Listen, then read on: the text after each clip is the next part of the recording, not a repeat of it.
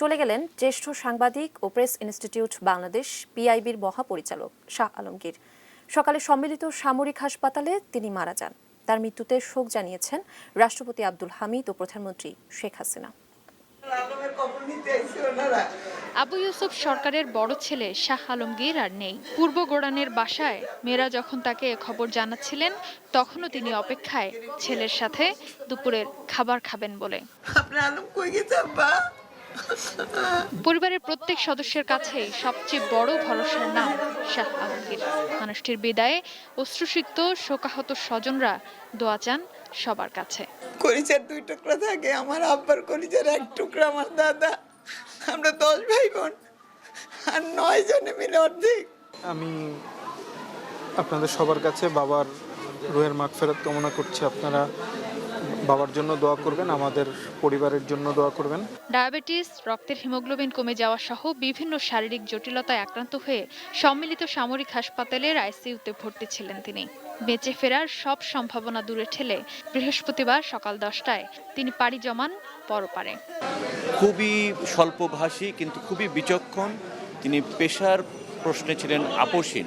যুগোপযোগী চিন্তাধারার সাথে গণমাধ্যমকে সম্পৃক্ত করার জন্যে ওনার যথেষ্ট অবদান ছিল। আমার যত শিষ্য আছে সারা বাংলাদেশে, তাদের মধ্যে একটি উজ্জ্বল নক্ষত্র শাহ আলমগীর। উপমহাদেশের প্রথম শিশু কিশোর পত্রিকা সাপ্তাহিক কিশোর বাংলায় যোগ দেওয়ার মাধ্যমে শাহ আলমগীর সাংবাদিকতা শুরু করেন। কাজ করেন দৈনিক জনতা, বাংলার বাণী, আজাদ, সংবাদ ও প্রথম আলোয়।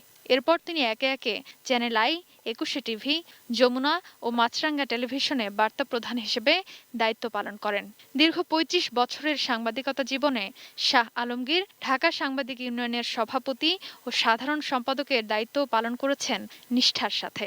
ইলেকট্রনিক মিডিয়ার সাংবাদিকদের সংগঠন ব্রডকাস্ট জার্নালিস্ট সেন্টারের যাত্রা শুরুর মুহূর্তে ন্যায়পাল হিসেবে দায়িত্ব পালনের ভার তার কাঁধে তুলে দিয়েছিলেন সাংবাদিকরা।